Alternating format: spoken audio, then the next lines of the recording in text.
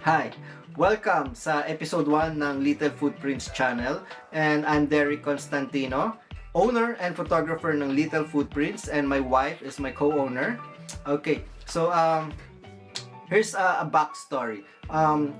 Me and my wife, parehas kaming registered nurse since year 2012 pa. Pero yung photography journey ko talagang college pa lang nandun eh. So hindi na yun nawala.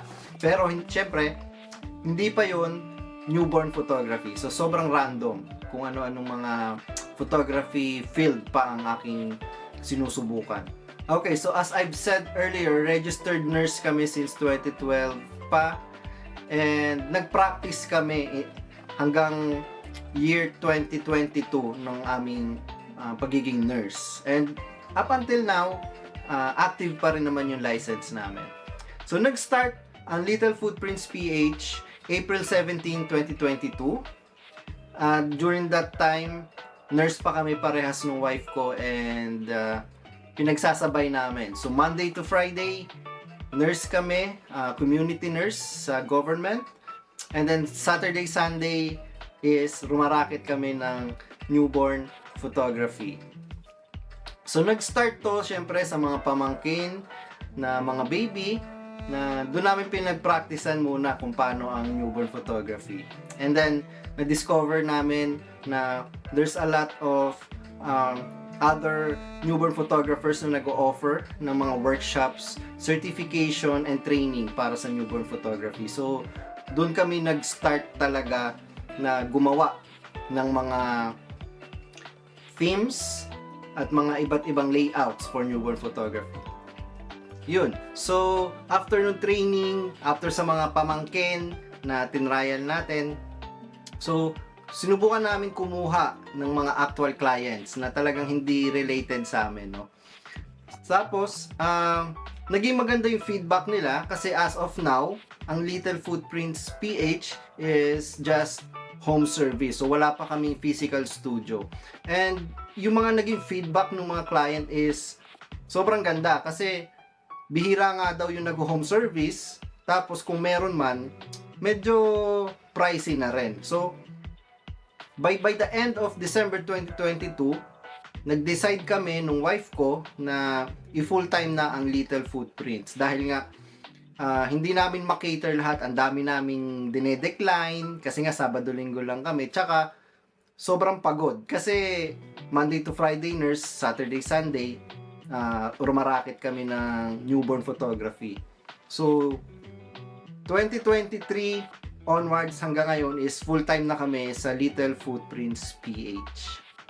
Madali ba maging newborn photographer? Hindi. Bakit? Kasi ang mga baby, ang isa sa communication nila or means of communication nila is crying.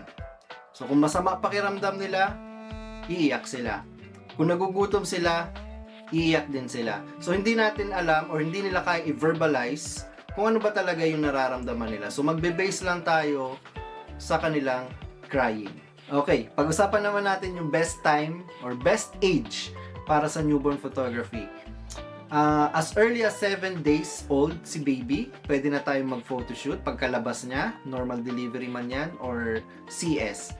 And ang Little Footprints hanggang 31 days lang ang ina-allow namin na hanggang swaddle, no? Pero minsan, case-to-case basis, umaabot tayo ng second month or third month as long as si baby ay pasok doon sa timbang. Minsan kasi may mga nagiging client tayo na premi. So, second month nila, third month nila, medyo mababa yung timbang nila, nasa 3 kilograms, 4 kilograms. So, pwede pa rin naman natin yan ipasok. Yung position naman ni baby doon sa swaddle, ito yung tinatawag naming fetal position. So, ano ba yun? Ito yung pwesto nila sa loob ng tiyan. So, nakakross yung arms and yung legs nila is nakapatong sa may abdomen. So, most likely, ganun yung position nila sa loob ng tiyan. Pero syempre, minsan sumisipa-sipa yan eh. So, okay lang yun. Hindi siya nakakapilay dahil ang baby is mas madaming bones kaysa sa ating mga adult. Ano ibig sabihin nun? mas madami silang bones, mas movable yung mga arms nila, yung mga joints nila, tuhod, siko. So, hindi sila mapipilayan. Siyempre, ang pinaka-importante sa newborn photography is yung safety ni baby. So, number 1 rule, wag na wag mababagsak si baby. So, yun. So, bawal na bawal yun sa newborn photography.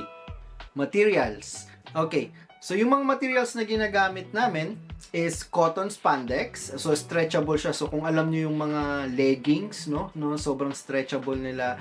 Bakit yun? Kasi stretchable siya. So, kahit na sa tingin natin mukhang masikip yun or akala natin naiipit si baby, pero pag ginalaw nila yung mga arms nila, is nakakagalaw pa rin sila sa loob ng swaddle.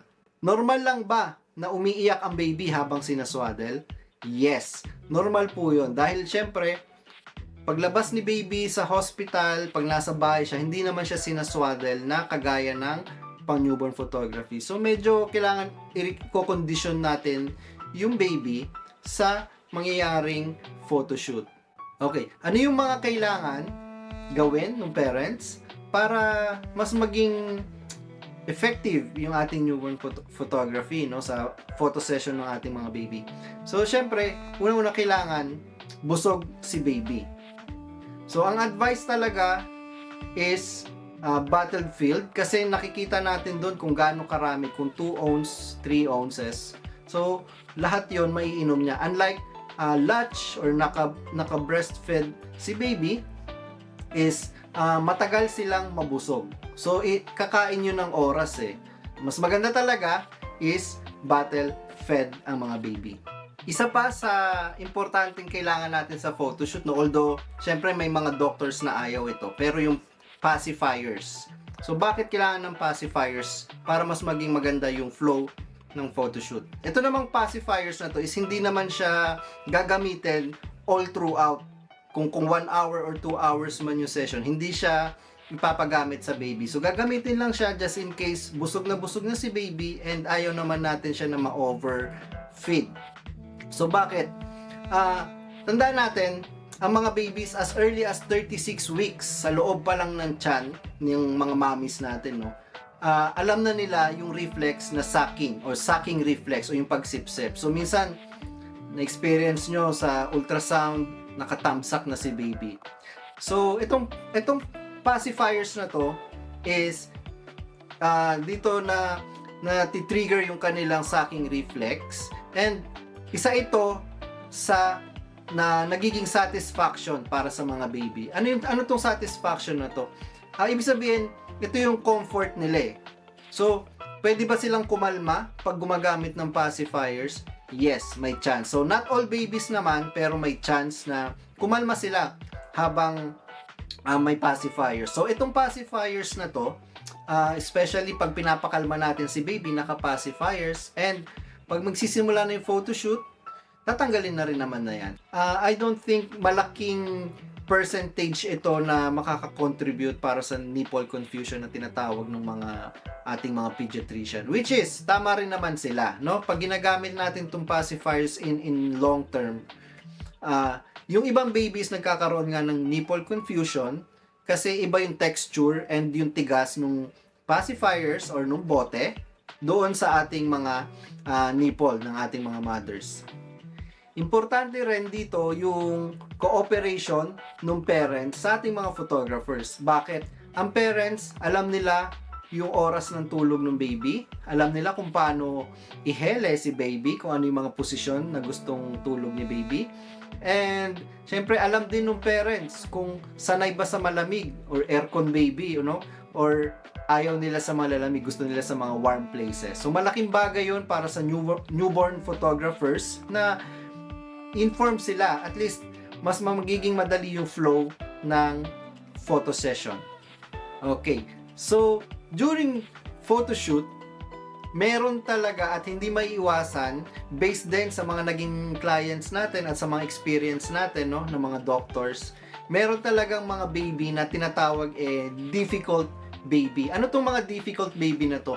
Ito yung sobra yung temperament nila, kumbaga yung mood nila, yung mood swings ng baby. So yung iba mabilis mairita pag ginagalaw sila. Yung iba naman, kahit anong galaw mo, walang pakialam, tulog lang sila. Maganda malaman din natin to kasi minsan, during photoshoot, for 3 days okay sila, tahimik sila, pero pagdating ng photographer ng schedule, sobrang fussy sila, sobrang iyakin sila, sobrang irritable sila. So at least, mas maganda na intindihin din natin yung mga baby, no, tsaka yung photographers. Kasi ang newborn photography, nakadepende rin yan talaga kay baby. So, kung wala talagang magagawa tayo, kung talagang fussy, we need to reschedule yung photoshoot, or at least man lang, malaking tulong yung meron tayong nakareding bottle na milk ni baby, para at least busog na busog siya. Nakikita natin kung gaano karami yung naiinom ni baby. Kasi pag sa breast nga, hindi natin nakikita kung gaano kadami nasisikret or napuproduce. Pero alam nyo, sa dami na ng babies na handle namin, na photoshoot namin sa all 2 years, almost 400, 500 babies, iilan lang naman talaga yung talaga sobrang fussy at nahirapan kami, no? So sa tingin ko, dito ko muna tatapusin tong video na to, and kung may mga questions pa kayo, siguro hindi ko pa na-establish talaga kung paano kayo organize tong video na to. So kung may question kayo, comment down below kung ano yung mga question na pwede nating sagutin sa episode 2 ng Little Footprints channel. Thank you for watching. Please subscribe.